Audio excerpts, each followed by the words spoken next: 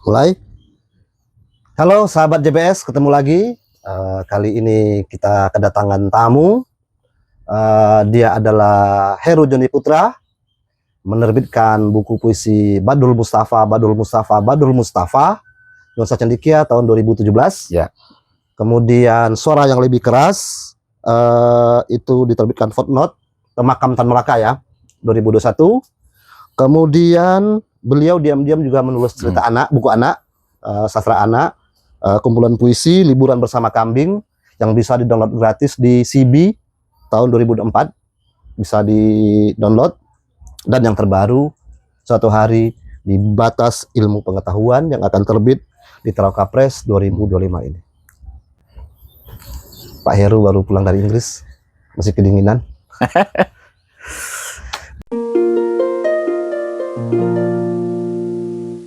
Heru, cerita soal ini dulu, buku baru, prosesnya sudah sampai mana? Bukunya minggu ini sudah bisa dibeli, akan diumumkan segera di Instagram Terauka Press. Minggu ini ya? Ya, minggu ini. Akhir November, menjelang akhir November. Ya. Bisa cerita sedikit ini soal Suatu Hari di Batas Ilmu Pengetahuan? Ya, ini sebenarnya draft puisi ketiga, tapi akhirnya jadi buku yang kedua. Oke. Ya. Yang ketiga tapi jadi yang kedua. Ya. Jadi awalnya 2019 atau persis menjelang COVID, saya menulis rancangan puisi prosa. Ya. Bukan puisi esai kan? Bukan. Mungkin ada nuansa esai juga di dalamnya. Lalu kemudian itu karya-karya itu juga sisi lain dari residensi, waktu residensi ya. Lalu karena COVID, saya merasa tidak ada energi untuk melanjutkannya, disimpan dulu. Lalu kemudian pindah ke Jogja. Oh, itu sebelum di Jogja? Yang puisi sebelumnya? Sebelum di Jogja, 2021 pindah ke Jogja. Kemudian di waktu itu, di saat yang sama, saya sering bolak-balik pulang kampung dan ketemu dengan jamaah-jamaah surau selama COVID itu. Lalu 2021 pindah ke Jogja, kebayang untuk menulis buku Suatu Hari di Batas Ilmu Pengetahuan ini. Apa pemantiknya? Boleh merokok ya, Bu ya? Ya. Kalau pemantiknya disebut COVID, tidak juga, tapi ditulis di masa itu. Mungkin ada efek-efek yang tidak saya sadari, misalnya pertanyaan-pertanyaan tentang keterbatasan kita, keterbatasan fisik ya, keterbatasan pengetahuan kita, keterbatasan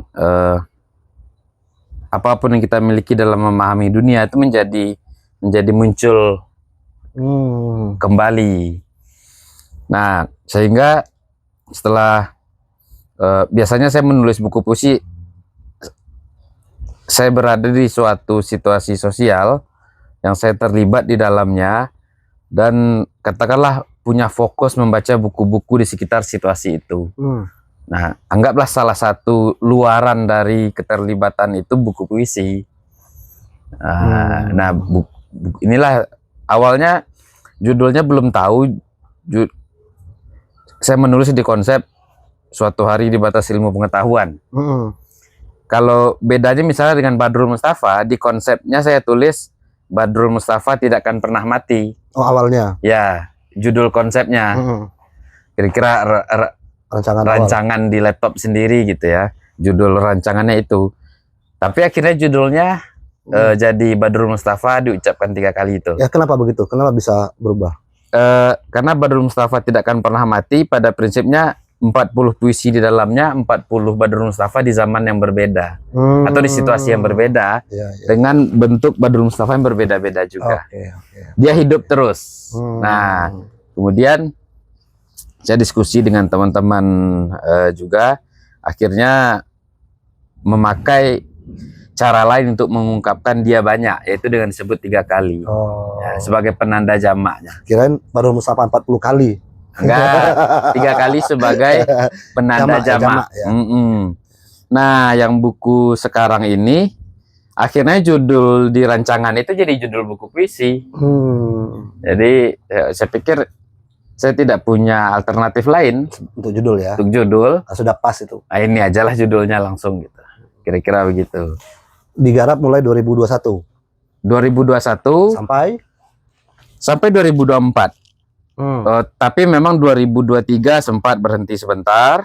Lalu 2024 lebih ke merevisinya, menyusun ulang urutannya gitu. Ada berapa puisi? Hmm, Buya Heru. setelah dicari yang bersihnya, yang bersih dalam artian yang saya anggap relevan dengan konsep itu 55. 56. Oh, lumayan. 56. Dibanding Badul berarti lebih banyak puisinya ya. Badul 40, Iya, 56. 56, tapi di buku ini hanya 55. Oh, hilang satu.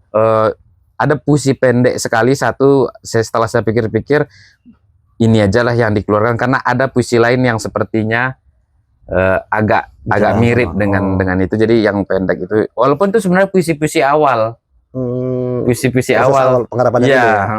akhirnya dia yang harus disingkirkan dulu. Tentang apa dia, Bu ya? Ada ya tentang jatuh cinta, tentang patah hati. Oh iya, ini pertama kalinya saya mencoba menulis puisi tentang cinta ya. Tapi tentu tetap saja dalam artian yang apa ya, yang keterbatasan mengungkapkan cinta. Misalnya ada judul puisi Kekasih dan Perumpamaan. Nah, dalam puisi itu saya membayangkan itu sebagai puisi cinta, tapi di akhirnya saya mengakui perumpamaan saya juga kurang untuk mengungkapkan si kekasih ini. Nah, gitu. Nah, lalu saya bilang ke istri saya, ini puisi untuk kamu ini. Jarang-jarang kayaknya Heru menulis puisi persembahan loh. Iya, benar sekali. Ya. Sulit sekali sebenarnya.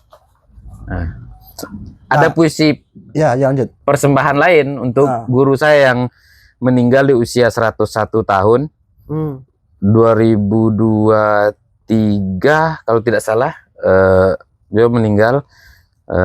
Syekh Khatib Ilyas Al-Khalidi, yang namanya juga jadi diambil untuk nama anak saya, Ilyasin. Oh, masuk ya? Ya, masuk. Itu juga persembahan untuk guru di Surau. Beliau meninggal di usia 101.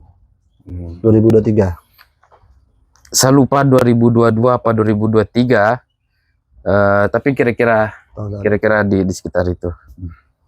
Jadi Heru menulis puisi yang memang dia terlibat di dalamnya. Iya, pengertian terlibatnya berada di isu itu. Iya. Kalau di Badrul Mustafa contoh terlibatnya itu kan isu tentang apa ya, kayak agama di ranah sosial. Iya. Nah, dalam bentuk yang lebih pertentangan yang lebih keras, saya membayangkan saya tidak suka dengan keakuan dalam beragama itu. Lalu saya ingin membuat satu sosok yang sangat mengaku, tapi saya menggambarkannya dalam nuansa atau dalam bentuk anti-hero. Nah, makanya saya butuh tokoh. Nah, di buku kedua ini tidak butuh tokoh karena isunya beda. Nah, apa yang paling banyak apa nih? Isu sosial, lingkungan, apa? Itu masih bicara soal agama atau apa? Sekarang ini semua yang disebut itu. Oke. Ada banyak ya. Ada spiritual, lingkungan, dan sosial politik lah. Kira-kira seperti itu. Kalau puisi pertama, kalau boleh diringkas, saya ingin menggambarkan bagaimana agama dan bahasa itu diperlakukan di tengah masyarakat yang terjepit di antara tradisi yang tidak mencukupi dan modernitas yang tidak selesai. Ya.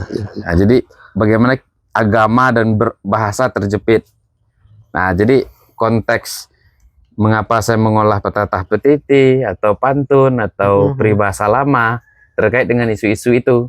Berarti di buku ini ada mencoba Di sini mengulang. tidak ada karena tidak berkaitan. Oke. Kecuali ada satu yang memang soal juru pantun. Oh, ya. Tapi sebenarnya itu hanya terkait dengan topik, karena juru pantun ini biasanya menyampaikan pengetahuan sekaligus dorongan moral lewat pantun itu. Di sini juru pantun berbicara ketika pantun tidak seperti itu lagi. Kira-kira titik pijaknya seperti itu. Oke, Heru. Buku ini manuskrip ini kan kemudian ikut DKJ ya? Ya. Tahun 2023 ya.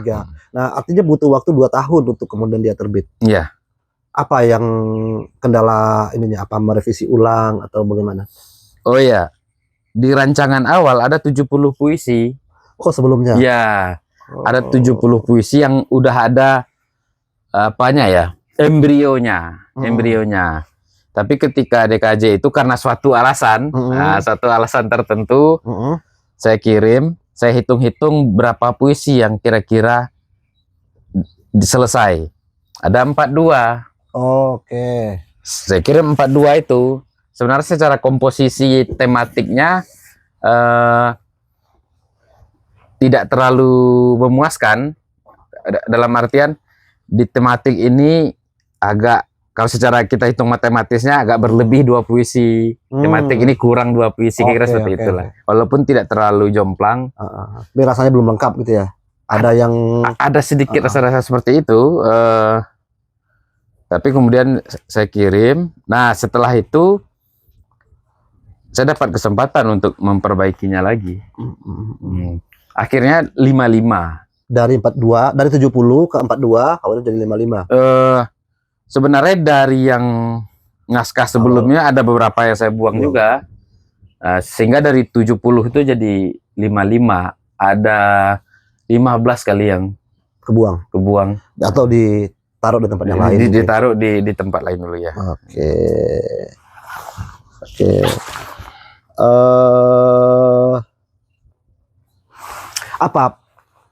Ada ini enggak sih selama pengerjaan puisi ini, kan juga ada puisi kedua tadinya harusnya kan, yang dikerjakan gitu. Nah, ada ini enggak sih dijeda beneran ini yang kedua atau dikerjakan bareng juga? Dijeda sebenarnya. Karena ini 2 topik yang dia pasti ada irisannya, tapi fokusnya sangat berbeda sekali. Oke. Juga cara berbahasanya juga berbeda. Itu puisi prosa yang sangat, kata orang, longgar sekali gitu. Kira-kira seperti itu. Kayaknya pernah dikirim ke Borobudur ya? Oh, itu puisi beda tentang lagi. COVID. Beda. Oke. Ada banyak. Ya. Waktu COVID kan, karena saking banyaknya berita COVID, bingung. Saya susun ulang berita-berita itu dalam bentuk syair. Fungsi syair dulu seperti koran. Nah, jadi saya ingin memberitakan kembali berita orang dalam bentuk syair. Sebenarnya itu. Oke. Apa kalau misalnya Heru di suatu hari di batas pengetahuan ini dibanding dengan Badrul Mustafa, ini kesulitan penulisan ya? Gimana? Apa karena Badrul Mustafa tadinya ada sejumlah puisi yang memang terpisah-pisah, kemudian dijahit, dicari benang merahnya? Kalau Badrul Mustafa itu pengalaman buku pertama. Umumnya sebelum menulis serial Badrul ini, saya menulis serial peribahasa. Memang sudah ada sebelumnya itu ya? Sudah ada. Ya. Cuma ketika menulis Badrul Mustafa ini, kesempatan untuk menerbitkannya ketika puisinya 35 atau sekitar itu. Saya membayangkan 40 mungkin lebih pas gitu. Iya. Lalu saya cek puisi-puisi di serial sebelumnya yang cocok secara tematik dengan itu. Pasti ada irisan lah ya. Karena kita nggak mungkin terlalu terputus dari yang sebelumnya. Nah, itu saya olah ulang untuk masuk menjadi 40 puisi. Gitu ceritanya. Sementara kalau yang 1 hari dibatasi pengetahuan memang sejak awal digarap. Sejak awal ya. Oke. Heru, sekarang kita ngomong yang ini dulu ya. Cerita-cerita dulu nih. Sejak kapan mulai menulis? Oke. Bisa share cerita perkenalan pertama dengan sastra Indonesia. Sastra Oke. Indon. Pertama belajar menulis puisi itu kelas 2 SMP mungkin ya. Kalau saya tidak salah. Itu SMP di Payakumbuh. Payakumbuh. Ya, Payakumbuh. Kota. Di kota Payakumbuh.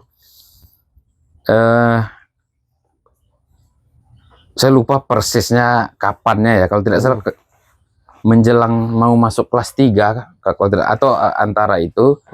Kira-kira kalau boleh disebut 5 buku awal yang saya baca dan cukup membuat saya, ini apa ini? Lalu ini puisi loh. Ini puisi. Sebelumnya saya tidak suka puisi karena dulu terkesan, pandangan saya waktu itu terkesan cengeng.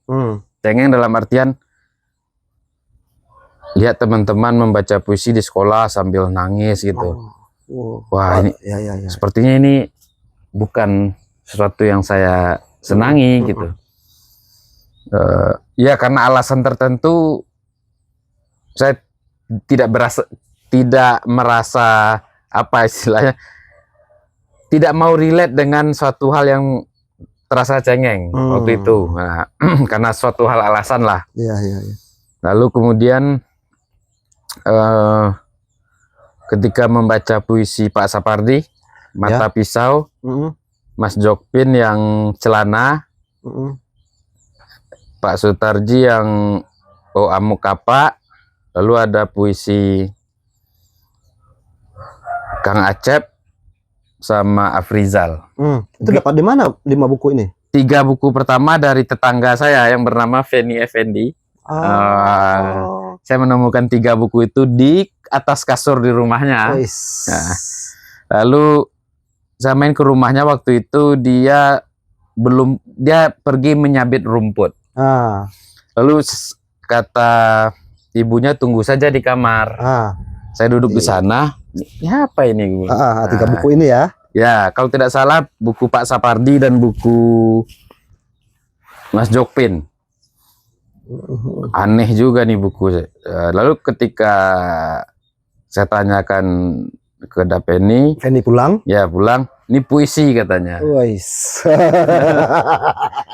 Ini puisi. Jadi berbeda ya? Aneh tapi menarik gitu. Aneh tapi menarik. Baru kemudian saya cari-cari di perpustakaan sekolah buku puisi. Ketemulah buku Sutarji. Nah, setahun kemudian baru saya kenal dengan Om Gustaf dan Kuyut Fitrah ya. Disitulah saya meminjam buku bacaan, buku puisinya Kang Acep sama Afrizal Malna. Mungkin itu 5 buku pertama yang berkesan dan penting lah ya. Ya, yang membuat saya sepertinya saya menarik juga nulis puisinya gitu. Lalu dibilang oleh Daveni tadi, kamu kalau mau belajar nanti saya antarkan ke rumah Om Gus atau ke rumah Kuyut, gitu ceritanya. Berarti dari Feni nih, mitra baru ini ya? Feni Effendi ini sekarang seorang sejarawan kota. Dia mencatat banyak nama dan banyak tempat. Feni juga baru punya penerbit sekarang. Penerbit Fahmi Karya. Fahmi Karya. Terus dikenalkan ke Yud Fitra. Lalu kemudian dari Dapeni juga saya tahu bahwa di SMA 2 itu ada Sanggar Sastra. Di sekolah? Lalu katanya kamu kalau... Itu Heru berarti sudah SMA ya? Bukan, masih SMP. Lalu dia bilangnya, kamu nanti daftar ke SMA 2 saja. Disuruh kalau mau lanjut sekolah ke SMA 2. Boleh juga. Lalu saya daftar. Nilai saya sayangnya pas 8 rata-rata. Sedangkan saya masih ingat di SMA 2 itu rata-rata diterima tuh 8,5. Cadangan ke ratusan lah. Wah, Ya, sedih ya, ya. sekali waktu itu. Daftar saya di SMA 1. Waktu itu rata-rata diterima, saya masih ingat 8,22. Ya rata-ratanya. Lagi-lagi Iya. Nggak terima juga. cadangan. Oh, cadangan lagi. Akhirnya walaupun saya di SMP unggul untuk termasuknya. ya, tapi dan SMA 1, SMA 2, SMA unggul. Makanya banyak sekali peminatnya. Tapi saya tetap masuk di SMA 1. Oh, keterima akhirnya. Udah cadangan tadi? Enggak, karena waktu itu ada jatah untuk pemuda setempat. Oh, Ya. Iya. Jadi Rayon ya. dulu perjanjiannya begini. Tanah itu dihibahkan oleh para datuk-datuk, kalau saya tidak salah ingat, untuk pendirian SMA itu. Tapi syaratnya Kasih kuota. anak-anak ke sana dikasih kuota untuk belajar di sekolah yang bagus itu. Nah, waktu itu saya masuklah salah satu kuota itu gitu. Jadi walaupun nilai rata-rata 8, akhirnya pakai jalur kuota. Ya. Saya lupa nama resminya, cuman istilah ya. kaminya jatah pemuda setempat. Ya. Istilah bercanda-bercanda. Privilege-nya ada ya. sedikit gitu ya. Nah, kemudian karena saya udah kenal dengan Kuyut, ketika saya sudah SMA 1, diajak Kuyut gabung di Sanggar Sastra SMA 2. Kuyut ngajar di situ? Bukan ngajar, tapi diminta bantuan oleh sekolah tuh mengurusnya lah. Ya, mengurusnya. Ya, juga ngajar. Ekstra itu ya? Ekstra. Tiap hari Jumat kalau tidak salah. Jumat sore. Nah, akhirnya saya bantu-bantu ikut gabung. Karena tiap ada penulis yang ke Sumbar, diajak ke sana. Oh, sekolah ini? Ya. Gitu ceritanya. Tapi di SMA 1 nggak bikin sanggar sastra juga? Tidak ada, karena juga waktu itu saya sudah kenal dengan komunitas intro. Oh iya. Ya, main di sana. Kelas 2 SMA ketemu sama banyak penyair yang datang dari Jogja. Ya, kalau tidak salah namanya Indrian Koto atau siapa gitu. Oke, kita ketemu penyair dulu ya. Itu 2007 ya? 2007. Iya, 2007 ya. Ya. Itu masih SMA berarti? Kelas 2 SMA. Iya, aku ada fotonya Heru. Di mobil, di bis ya. Bawa tas. Oke, terus itu juga yang kemudian sastra juga berarti yang membawa ke UNAN. Puisi atau apa? Jadi ceritanya dulu saya keterima di filsafat di UI. Iya, tapi tidak dapat beasiswanya. Lalu saya dikontak oleh Om Gus TF, kuliah di Padang saja nggak apa-apa katanya. Lalu saya kepikiran masuk sastra Indonesia apa sastra Inggris ya gitu. Karena waktu SMA, bukan, waktu SMP saya kelas bahasa Inggris. Jadi saya pikir waktu SMA saya kelas biasa saja, kayaknya itu boleh juga tuh dilanjutkan. Lalu ada dorongan beberapa saudara saya, sastra Inggris nggak apa-apa juga gitu. Nah, di UNAN berarti masuk sastra Inggris? Sastra Inggris ya. Tahun? 2009. 2009. Ya selisih 4 tahun lah kita. Ya. Terus menulisnya mulai kapan? Puisi ini? Jadi SMP itu. SMP sudah mulai? Ya. SMP itu tuh sudah muat sekali di... bukan. Puisinya ditulis waktu SMP, terbitnya kelas 1 SMA di Padang Express. Berarti sudah tahu cara mengirimkan karya juga? Lewat email waktu itu. Berarti sudah dari Feni juga apa dari Kuyut apa Gus F ini sekarang? Dari Daveni. Oh, Feni juga. Mengirim puisi ini emailnya gitu. Ya. Daveni belajarnya dari Kuyut dan Om Gus juga. Itu pertama. Tapi di SMA masih mengirimkan karya ke koran? Masih. Ya. Di Tempo?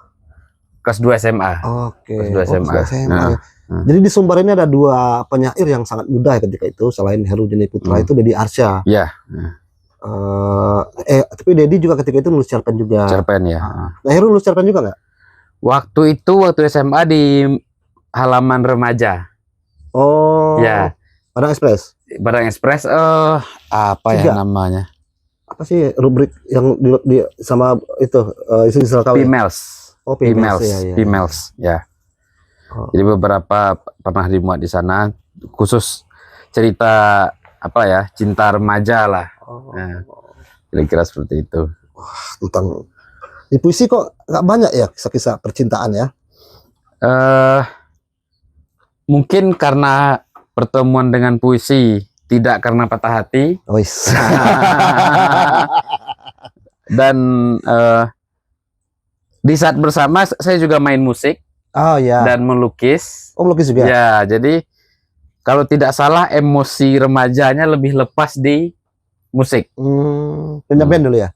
Punya band ya, sebagai drummer awalnya. Oh. Lalu jadi pemain gitar. Oh, akhir karir di gitar ya? Di gitar. Vokal dulunya, Pak?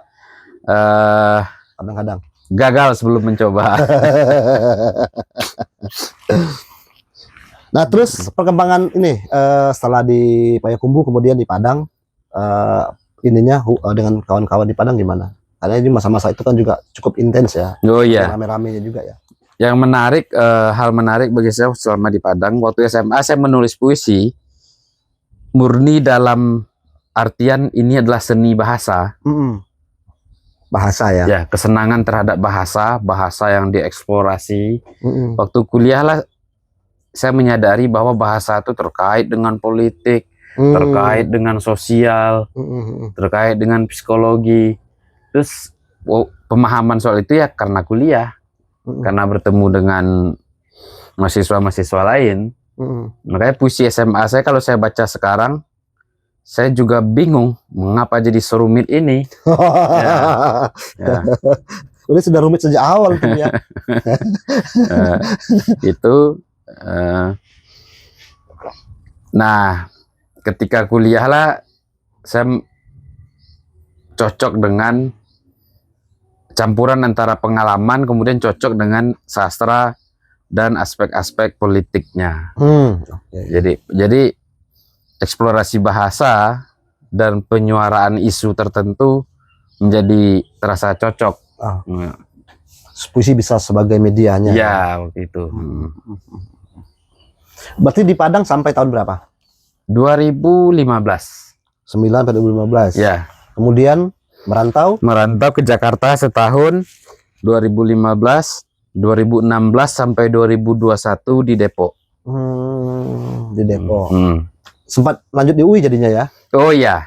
Oke. Setahun di Jakarta, kemudian tahun kedua merantau, kepikiran untuk lanjut kuliah karena lagi-lagi saya keterima di sebuah kampus filsafat di Eropa, tapi tidak dapat beasiswa. Lalu kemudian kata Bang Esa, bareng-bareng aja kita di UI gitu. Oh, itu Esa juga masuk UI waktu itu bareng ya? Oh, waktu itu Bang Esa udah mulai ya. Lalu ya sepertinya cocok juga karena buku-buku beberapa pengajar di UI juga bacaan saya waktu SMA. Misalnya buku pengantar sastranya Bu Melani sama Pak Meneke Budiman itu saya dapat dari Indonesia Tera waktu itu. Itu sangat membantu saya. Ada kira-kira wah ini kan buku-buku yang saya baca. Saya baca. Ini pengajar di situ. Ya. Jadi S1 gagal di UI, berarti S2 akhirnya di UI ya. Iya. Nah, terus kemudian ini tadi, Mbak Badrul Mustafa kapan itu di pengerjaannya? Oh iya. Saya berhenti menulis puisi sementara tahun 2011-12. Berhenti sementara dalam artian saya fokus nulis esai. Karena paling banyak polemik tentang agama, tentang apa waktu itu ya. Wah, itu tentang RU yang berkonflik ya. 2 tahun itu, lalu kemudian tensinya saya turunkan. Yang karena saya kepikiran untuk mengekspresikannya lewat puisi. Itulah Badrul Mustafa. Jadi, nah, awalnya saya meminjam nama teman-teman dulu. Nama teman saya bagus sekali. Saya pinjam dia sebagai tokoh puisi. Lalu saya bilang, boleh pinjam namamu dulu sampai dapat nama lain. Diizinkannya. Versi pertamanya pernah dimuat di Kompas yang pakai nama teman-teman. Lalu ada sebuah kritik yang menarik, kritik keras sekali dari dosen UNAN. Dia mengatakan, mengapa puisi yang mengolok-ngolok seperti ini kamu masukkan nama temanmu? Ya, kan saya minjam. Iya. Dan teman saya juga memperbolehkannya. Tapi saya pikir, wah kalau urusannya malah seperti mengolok-ngolok teman, mesti dipercepat ini. Harus dapat yang baru. Nama gitu. Nah, serial awal tuh ada 7 puisi, masih eksperimen awal. Ya belum dapat nama. Sampai akhirnya saya kepikiran kan, orang-orang nih, para dalam tanda kutip nabi-nabi baru ini, namanya bagus-bagus gitu. Tapi tindakan sosialnya menurut saya waktu itu berbanding terbalik dengan namanya. Nah, makanya saya pilih. Tapi karena nama itu juga dosen yang mengkritik dulu, 2 tahun 3 tahun terakhir mengkritik lagi. Dan melarang. Nah, ini isunya ya, panas. Yang karena kita pengarang kecil, jadi mungkin nggak akan heboh-heboh ya. Lalu puisi saya dilarang dibahas di salah satu jurusan. Dengan alasan? Dianggap menghina Nabi Muhammad. Nah, kalau kritik itu tidak bisa saya terima. Nah, tapi kalau kritik pertama, dia mengatakan nama temanmu masuk ke dalam puisi olok-olok, oke, saya terima. Nah, gitu ceritanya. Ya, terus nama Badrul Mustafa munculnya dari mana? Persisnya itu dari, saya lupa ya, apa dari ceramah, apa dari obrolan dengan orang yang memahami arti nama-nama. Jadi ada satu kecenderungan yang menarik adalah, saya senang sekali pembahasan tentang seperti Ustadz Adi Hidayat sekarang itu. Arti kata ini itu, arti kata itu.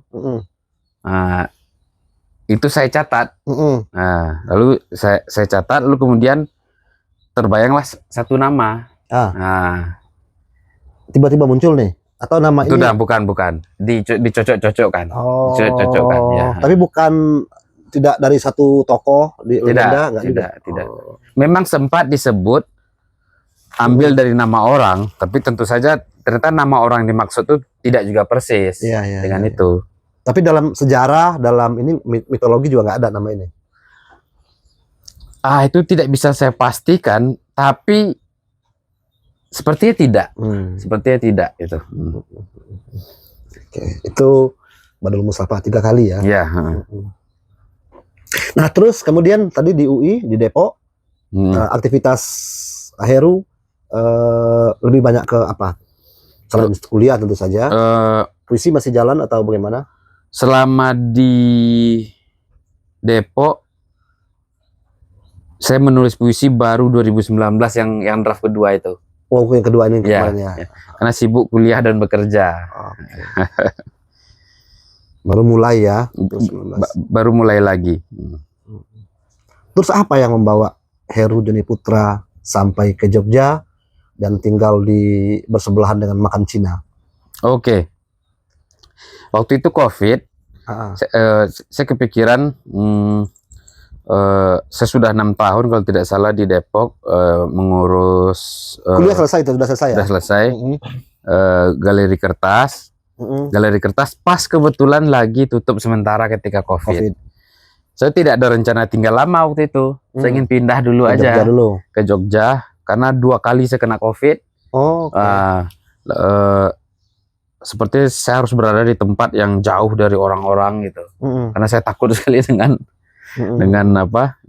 gejala-gejala COVID itu. Malah 2 minggu pertama di Jogja kena COVID lagi. Kena COVID lagi. Di dalam konteks itulah. Kemudian dapat kontrakan di tengah atau di sekitaran makam Bong ya istilahnya. Bong. Senang sekali karena tidak banyak rumah di situ. Harga kontraknya murah. Halaman luas ya. Halaman luas. Dan saya punya 4 kucing. Itu benar-benar menyenangkan ya. Menyenangkan sekali untuk menyelesaikan draft puisi itu.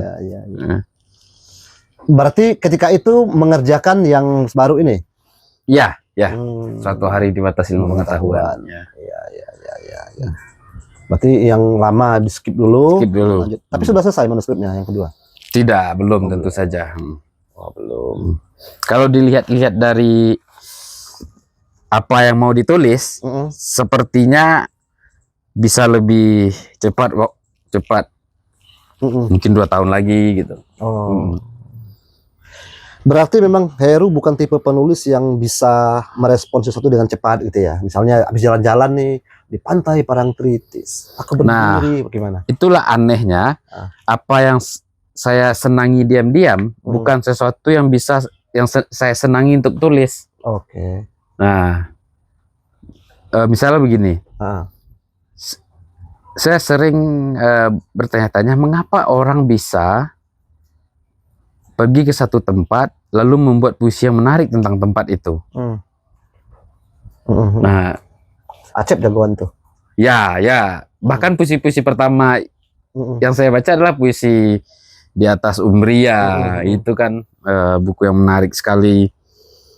Jadi atau sejak dulu saya membaca puisi Bang Raudal, kok bisa ya menulis puisi kunjungan ke satu tempat, lalu emosi kunjungan tuh bisa masuk ke dalam puisi. Nah itu kalau ditanya apa sebabnya, kayaknya main saya kurang jauh aja, kayaknya kurang berjalan. Mungkin orang-orang yang menulis puisi tempat-tempat tuh kalau menurut saya sepertinya orang yang tapi bisa jadi pola kan, pola kebiasaan. Pola, oh iya, bisa jadi ya. Karena memang ada yang penyair yang memang tidak punya konsep besar gitu. Sementara kan Heru kan menulis dengan konsep itu kan. Iya, ada semacam itu gagasan besar gitu, kemudian yang dipecah jadi beberapa bagian kan. Menarik ini. Jadi nggak bisa nulis puisi cinta ya, matamu. Nah itu pernah tahun 2007 teman-teman saya, masa kamu nggak ada nulis puisi seperti yang puisi apa? Lalu saya tulis lah puisi, judulnya Puisi Untuk Kekasih. Wis. Nah, isinya itu tentang saya tidak bisa bikin puisi. Tetap saja judulnya heroik, isinya menyerah. Ya artinya kan memang beda ini ya, titik berangkatnya mungkin. Titik berangkat ya. Terus Heru kan ini ya dari Padang, terus kemudian ke Depok, kemudian ke Jogja. Terus nah Heru ini bisa bahasa Sunda, bisa bahasa Jawa. Sedikit bisa. Apa kemampuan linguistiknya cukup bagus atau punya kesenangan antropologi atau apa gitu? Kalau dipikir, saya 20 tahun di Jogja dengan bisa bahasa Jawa. Mungkin gini, sejak kecil mungkin secara tidak langsung saya punya teman-teman dari berbagai aku merokok ya. Daerah di Sumatera. Kalau main ke rumahnya kan mereka berbahasa Indonesia, berbahasa daerah masing-masing. Salah satunya tetangga teman baik saya itu dari ada kampung Wonogiri di Payakumbuh. Kalau saya main ke rumahnya, biasanya dibikinin jamu atau teh yang enak sekali. Kalau teman saya bilang ini rasanya sama dengan teh botol sosro. Mereka berbahasa Jawa. Bahkan ketika SMA, saya membaca Para Priai, ada dialog bahasa Jawa tuh, saya suruh teman saya itu menerjemahkan. Lalu ada teman yang lain orang Batak. Nah, kalau main ke rumahnya tentu saja mereka berbahasa Batak gitu. Lalu faktor lainnya adalah keluarga saya dari Batu Sangkar. Saya lahir besar di Payakumbuh. Ini 2 bahasa yang berbeda. Batu Sangkar Payakumbuh. Ya, jadi sejak kecil bolak-balik itu sepertinya sudah lumrah saja. Sebentar lagi berbahasa Batu Sangkar saya. Minang Batu Sangkar. Lalu 3 hari Minang Batu Sangkar. Hari keempat balik lagi ke Payakumbuh dengan bahasa Payakumbuh lagi. Mungkin itu ya. Mungkin itu. Ulang aliknya sudah dari lama ya. Ulang alik linguistiknya kali ya.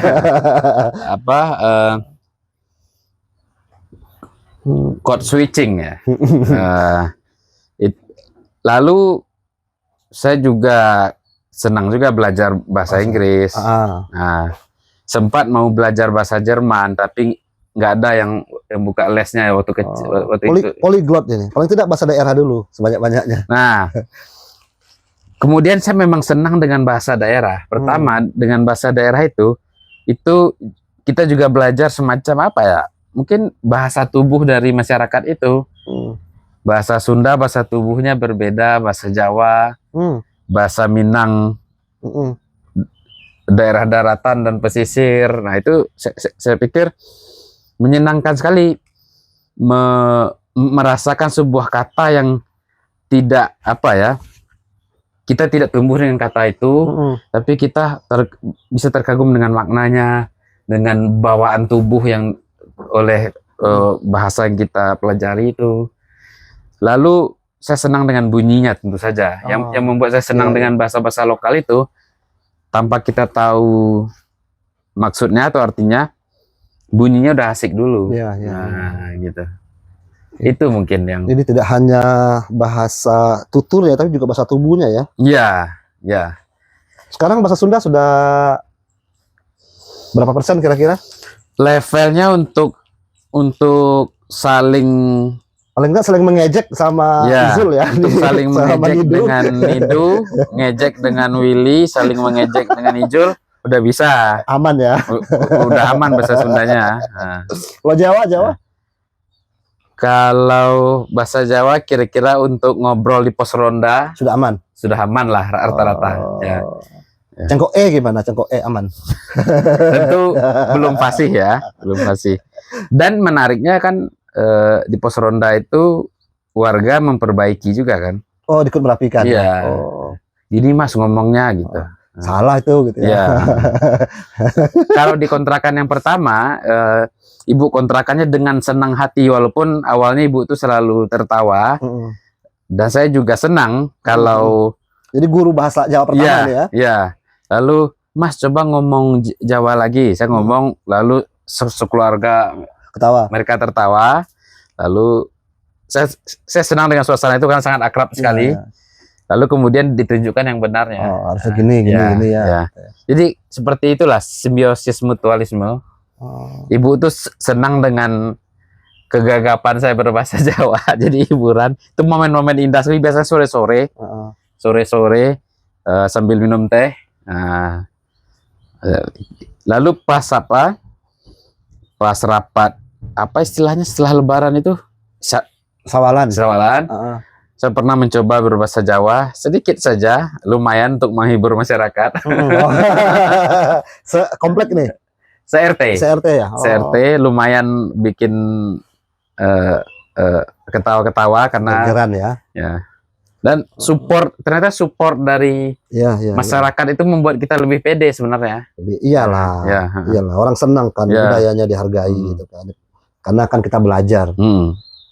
Aku juga ini Bu ya, lebih sering diledek itu yang bikin saya minder. Nah, gitu. Memang belajar bahasa kalau kita ditertawain memang minder. Mengapa lebih cepat memahami bahasa daerah daripada bahasa Inggris? Karena di bahasa Inggris kita sering diledek. Kalau kita salah, kita dianggap apa gitu. Kalau di bahasa daerah yang kita salah dengan ini ya, dengan senang hati, dengan hiburan yang warga membantu kita. Gini loh Mas ngomongnya gitu. Nah, jadi kita nggak merasa tertekan. Berarti kalau bahasa Jawa sekarang sudah berapa persennya? Wah, ukuran halus kasar udah bisa? Oh, tentu saja pasti kasar ya. Kalau halus hanya bisa yang sering diucapkan ketika rapat RT. Ketika rapat RT, karena bahasa halus, saya biasanya duduk di sebelah warga yang lebih tua, yang bisa saya tanya, Pak, yang barusan apa maksudnya? Ada keinginan untuk belajar. Nah, peristiwa-peristiwa semacam ini kalau Heru, pengalaman-pengalaman begini biasanya lebih enak ditulis dalam bentuk puisi atau esai? Pengalamannya mungkin esai, tapi dampaknya pada puisi ada. banyak kata-kata yang menarik sekali atau gaya berbahasa yang saya mikirnya gini. Penamaan dalam budaya Sunda. Saya pernah dapat driver Gojek, namanya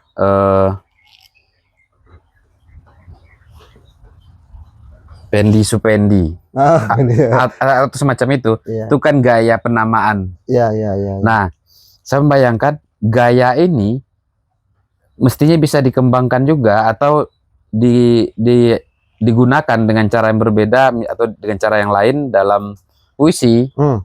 Misalnya seperti itu. Sebagaimana gaya sarkas Minangkabau sudah dieksplorasi dalam cerpen, misalnya oleh Anafis misalnya, atau gaya ucap tertentu dalam bahasa Jawa dieksplorasi oleh Mas Cindil dalam puisi gitu. Nah, banyak dari bahasa daerah saya pikir, wah, kekayaan piranti sastra kita besar ya, besar sekali. Dan ada kata-kata misalnya gini, saya ingin menyebut malaikat, kalau satu gimana, satu malaikat, memang bisa dihitung seperti itu gitu. Nah, lalu kemudian tapi satunya bukan ketika di rapat RT, kebetulan saya RT 1, RT setunggal katakan, saya diam aja sampai tinggal sendiri. Lalu saya tanya, Pak, saya udah dipanggil belum?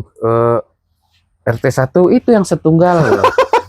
Oh, nah, setunggal itu setelah saya ngobrol-ngobrol dengan Bapak itu, apa maksud setunggal itu, saya mikir, wah, ini bisa membantu untuk menyebut misalnya setunggal malaikat. Nah, gitu. Nah, kan nggak mungkin sesosok malaikat. Saya nggak melihat. Seorang malaikat apalagi.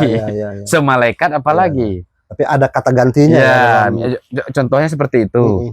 Atau kata-kata seperti dalam bahasa Jawa yang juga saya pakai, sembodo itu, saya masukkan dalam puisi. Masuk ya? Ya, jadi ada beberapa kata yang, wah, ini lebih pas ini. Berarti piranti tadi itu bahasa daerah ini memang ini ya, ikut paling tidak banyak sedikit ikut terlibat di dalam teks. Pada akhirnya, walaupun itu bukan sesuatu yang disiapkan dan sengaja. Jadi karena setiap kata itu kan merekam situasi yang spesifik, perbedaan demografi, geologinya, geografinya, menyebabkan ada budaya tertentu yang punya banyak cara menyebut satu hal. Sementara di budaya lain mungkin tidak sebanyak itu. Nah, misalnya di budaya pegunungan, penyebutan jatuh pasti banyak. Misalnya seperti itu. Mulai dari jatuh karena jempol, jatuh karena telapak kaki, jatuh karena tulang kering, dan seterusnya. Nah, termasuk ekspresi terhadap spiritual, psikologi, dan lain-lain juga kaya. Nah, kadang-kadang itu sangat membantu kita untuk jatuh yang seperti apa yang kita mau gitu ya. Misalnya seperti itu. Nah, mana yang bisa mewakili itu gitu ya. Tapi tetap umumnya saya tetap mencoba dulu kalau masih memungkinkan yang dari KBBI dan tidak terlalu definisi KBBI masih oke. Karena ada gini, kupak. Kupak dari bahasa Minang masuk ke KBBI, pengertiannya hanya rusak saja. Tidak dong gitu kan. Sementara kupak dalam bahasa Minang maknanya bisa dia satu benda besar, kupak sedikit, tapi membuat benda besar itu menjadi tidak berguna sama sekali. Tidak berfungsi walaupun sedikit. Nah, itu yang kupak kan. Nah, dia bukan rusak seperti radio rusak gitu kan. Nah, atau seperti motor atau rusak keseluruhan atau merusak semuanya, tidak gitu. Nah, di KBBI kupak tidak seperti itu. Jadi kadang-kadang saya mau menggunakan kata ini, wah, di KBBI-nya lebih sempit pemaknaannya, lebih sempit gitu. Sementara yang ini lebih besar ya, sehingga kupak yang harus masuk gitu ya.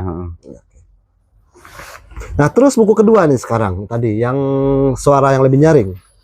Suara yang lebih keras. Lebih keras, Ya. suara yang lebih keras. Itu dari tesis apa? Bagian dari tesis. Bagian, ya? Bagian karena ada beberapa bab tesis itu udah jadi jurnal ya. Oh. Waktu itu jadi katakanlah beberapa yang belum awalnya saya mau menjadikan sekitar 3 atau 4 jurnal, 3 kalau tidak salah. 3 tulisan berbeda. Ya. Lalu kemudian saya dikontak oleh Dianita dan Dandi. Mau nggak menerbitkan itu? Cuman saya bilang ini mau jadi jurnal. Kalau jadi buku mungkin agak sedikit rumpang. Harus saya poles-poles sedikit lagi gitu. Akhirnya sepakatlah lalu diterbitkan. Yang 3 bagian ini tadi. Rencana 3 bagian. Tapi baru 1. Baru 1, lalu diolah lagi jadi 4 bab di buku. Berarti diperluas lagi ya? Iya. Itu tentang ini ya, suara yang lebih keras, catatan dari Makam Tan Malaka. Ya, judul aslinya itu kontestasi memori dalam pemindahan Makam Tan Malaka dari Jawa Timur ke Sumatera Barat. Judul aslinya. Karena di buku saya ingin judulnya lebih ringan aja. Nah, jadi dari buku yang bagian mana yang yang diambil? Dan di buku ya, dari penelitian ini. Pemindahannya fokus ke pemindahan dan bagaimana Tan Malaka direpresentasikan dalam buku sejarah resmi. Nah, itu yang saya jahit. Kemudian buku ketiga, Liburan Bersama Kambing. Nah, ini dari puisi ke penelitian, riset, karena ke buku anak. Buku anak ini waktu itu diajak untuk menulis puisi anak. Ada semacam aturannya bahwa anak umur segini jumlah kalimatnya rata-rata segini gitulah. Akhirnya saya pikir saya cocok yang tipe C. Ada tipenya seperti itu. Itu untuk usia berapa itu tipe C? Untuk kira-kira 6 SD sampai 1 SMP gitu. Nah, kira-kira itu. Para remaja itu. Ya, yang karena bisa sedikit lebih panjang dan ada kata-kata yang tidak terlalu yang boleh kata-kata baru 1 atau 2 gitu. Kata-kata yang lebih rumit sedikit gitu kan misalnya. Akhirnya gimana ya pengalaman saya menulis puisi sebelumnya tidak mungkin puisi anak-anak ini. Benar. Akhirnya saya tulis ulang 80%, 20%-nya saya tambah cerita-cerita baru terkait pengalaman saya waktu kecil mengembala kambing. Gitu ceritanya. Nah, yang fiksi tentu puisi itu tidak murni pengalaman seperti itu, tapi yang bagian yang benar-benar saya tambah itu bahwa dia mendapat kambing itu dalam rangka liburan. Nah, bagian berarti itu. Keseluruhan puisi ini juga bercerita tentang satu tokoh. Tetap itu. Jadi dia liburan seminggu atau 2 minggu lah. Nah, selama 2 minggu itu dia tidak liburan kemana-mana karena dia dibelikan kambing oleh orang tuanya. Dia ngurus kambing nih. Nah, selama liburan itu dia ngurus kambing di sungai di seberang rumahnya. Nah, sungai seberang rumah dan dia ngurus kambingnya di sana, itu pengalaman waktu kecil ya. Cuman dalam konteks liburannya yang menjadi ruangnya lah ya, karena ini seminggu sementara sehari-hari ya. Sehari-hari. Apa kesulitan menulis untuk anak dan apa yang biasa dibilang sehari-hari? Puisi-puisi biasa dan puisi anak. Itu pertanyaan saya sebenarnya. Bisa nggak ya saya nulis puisi ini? Ya sebelumnya saya membaca puisi anak yang ditulis oleh Abdul Hadi. Lalu saya pikir ini saya tidak bisa menulis yang seperti ini. Lalu istri saya bilang, anggap saja puisi yang kamu tulis itu akan kamu bacakan ke anak nanti. Anak kita? Ya, anak kita gitu. Oh, berarti saya akan menyampaikan kira-kira pesan yang seperti ini aja gitu. Tapi nunggu Salim kelas 6 SD. Iya. Untuk Salim kelas 6 SD. Kira seperti itu. Pengerjaannya berapa lama? 3 bulan. Draft awal ya. Draft awalnya 3 bulan. Tapi keseluruhan ada setahun saya. Total sampai ini bisa di-download gitu ya. Masih berani nulis puisi anak? Berani. Tapi harus memikirkan dulu narasi. Kalau itu kan pengalaman aja kan. Pengalaman masa kecil, stoknya ada. Kalau dari pengalaman lain harus butuh waktu lagi tuh. Salim sendiri diceritakan nggak sih? Misalnya sebelum tidur ada pembiasaan begitu nggak sih? Salim ini anaknya Heru. Ya. Pertama. Salim panjangnya siapa? Ruhiyat Salim Ilyasin. Dipanggil Buya Ayim.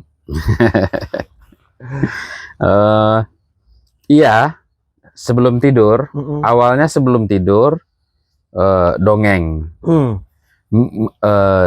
gambar aja, lalu kalau ada tulisannya saya bacakan, kalau tidak ada saya karang-karang aja, improvisasi aja. Lalu alhamdulillah sekarang dia kalau nggak dongeng nggak mau tidur. Nah, ada kesenangan juga. Mudah-mudahan berdampak baik ya. Kalau saya gini Bu ya, anak-anak saya ini kalau diceritakan mereka selalu sering protes. Jadi ceritaku selalu sedih katanya. Tapi mereka suka. Jadi minta diulang lagi. Jadi mereka sudah punya banding. Kalau mama cerita ini pasti cerita-cerita yang optimis gitu loh. Nah kalau papanya ceritanya sedih-sedih semua. Iya ya. Dan menarik gitu berarti. Dan mereka itu bisa meratap-ratap beneran, menangis beneran, dan mereka protes alurnya. Jangan begitu dong alurnya. Jadi ganti lagi. Ini jangan mati misalnya. Ini jangan berpisah gitu. Jadi mereka juga ikut terlibat dalam ini. Cuma mereka selalu menaik jangan yang sedih ya, jangan yang sedih ya. Nah, ternyata memang ini juga ya. Saya berpikir jangan-jangan punya kecenderungan itu gitu. Saya sebagai punya pandangan yang kayaknya banyak yang lebih begitu gitu, sedih-sedih gitu. Jadi mereka yang protes, saya baru sadar juga. Ternyata benar ada beberapa cerita yang saya mereka kan juga minta diulang ceritanya. Diulang lagi. Kalau enggak mereka yang menceritakan ulang. Iya. Kalau saya mungkin karena Salim baru 2 tahun ya. Cara melibatkannya itu hari ini kita dongeng tentang mobil merah apa tentang kancil gitu. Tentang kancil aja katanya.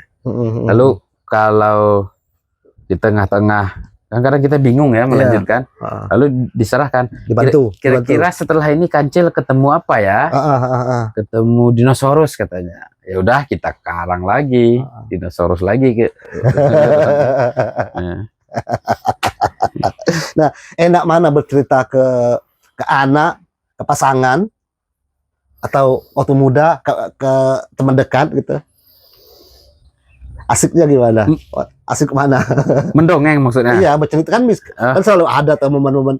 Karena kan beda-beda kan pengalamannya. Beda kebutuhan. Kalau yang ke anak, gimana ceritanya itu benar-benar ada unsur dramatiknya kan. Kadang-kadang pakai tangan kita peragakan gitu. Nah, misalnya mobil merah dan mobil kuning bersamaan menuju pantai. Nggak menarik. Tapi kita tunjukkan juga gimana mobil kuning tuh ngejar. Itu aspek itunya harus ada kan. Pengalaman menjadi ayah, seseru apa pengalaman menjadi ayah? Ya mungkin istilah istri saya paling pas ya. Anak, pada akhirnya anak jadi guru kita, yang melatih kita sabar, melatih kita menahan diri, melatih kita menimbang-nimbang lagi sudah benar nggak nih cara yang kita pilih gitu. Nah itu poin pentingnya adalah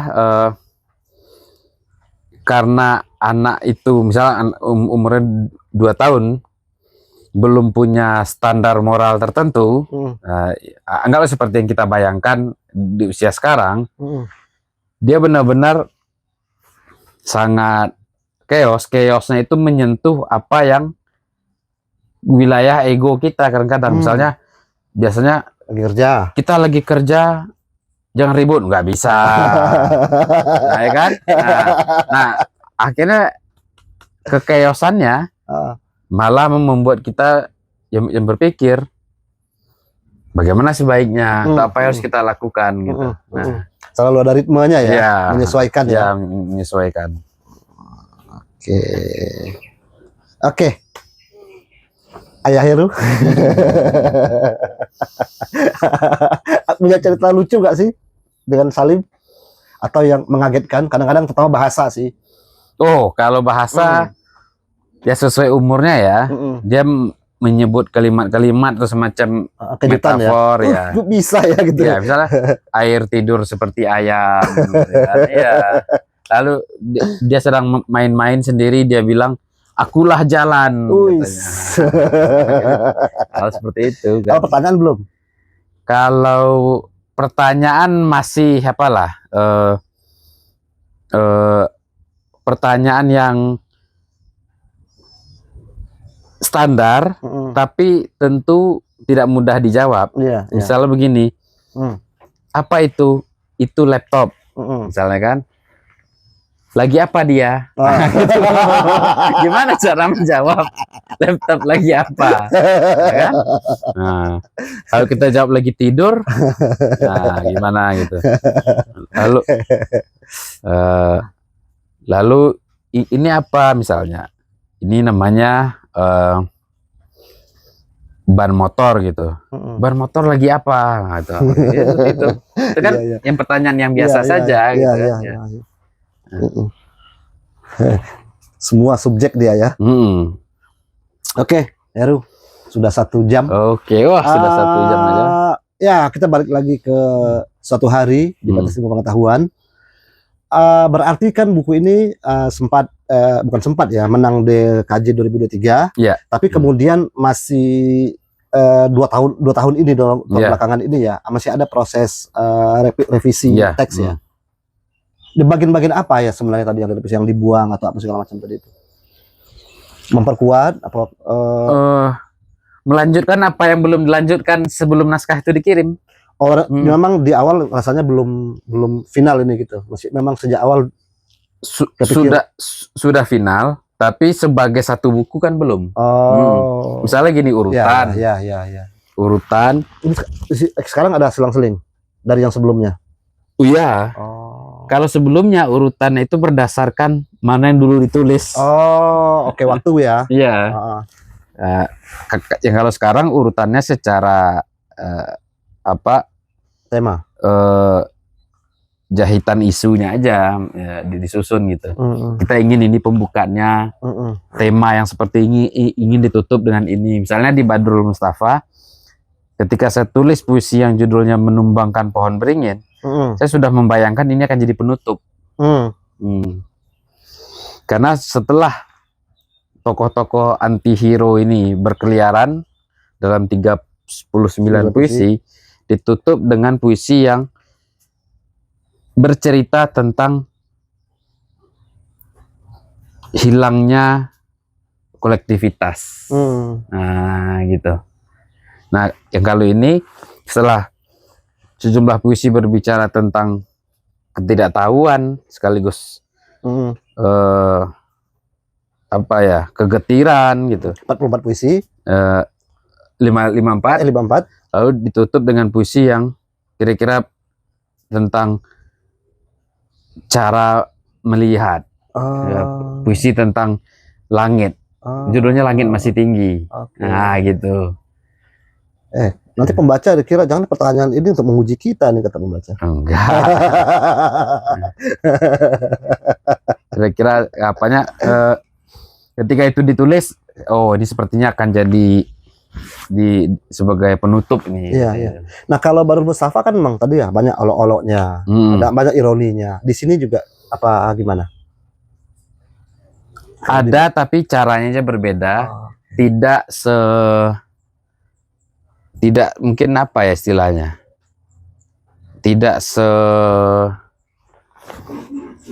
mungkin bombardir itu ya. Jadi agak halus-halus, tipis-tipis gitu. Oke.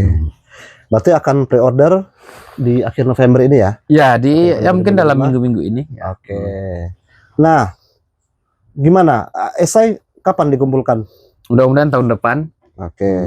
Ini esai sastra dan seni rupa loh, ada 2 loh. Itulah yang sedang saya pikirkan, apakah akan dicampur karena secara tematik banyak yang berhubungan, atau dipisah saja. Tapi sebaiknya sebagai penerbit saya bilang dipisah aja. Dipisah aja ya. Biar jadi 2 buku. 2 buku. Iya, benar. Sastra dan seni rupa akan berbeda. Terus proyek ini kemarin soal penelitian rakyat miskin kota ini apa kemarin? riset Oh iya, Inggris? itu sebenarnya gini, saya kalau mau melakukan riset atau mau sekolah atau apa ya, itu terkait sekali dengan latar belakang saya dari kalangan kelas bawah. Saya ingin di akademik inilah perjuangannya secara terstruktur, secara ilmu pengetahuan juga dilakukan. Jadi apapun riset saya ingin yang tetap berkaitan dengan kehidupan masyarakat miskin, entah itu penelitian sastra atau apa gitu. Nah, jadi ada alasan personal juga di sana gitu. Kira-kira seperti itu. Tapi kemarin kan rencananya ada novel yang akan terbit. Yang untuk residensi itu tentang buruh itu, tapi karena lagi-lagi mungkin berbarengan ketika COVID itu saya merasa buntu sekali, merasa apa yang saya tulis itu tidak menarik sama sekali. Sampai sekarang belum dibuka lagi filenya. Takut ditanya sama Salim nanti, ini apa novel? Nah, novelnya dia lagi ngapain? Oke, Heru, terima kasih atas waktunya. Semoga satu hari di batas ilmu pengetahuan segera terbit, dan kita tunggu kejutan-kejutan di sastra Indonesia berikutnya. Oke. Terima kasih.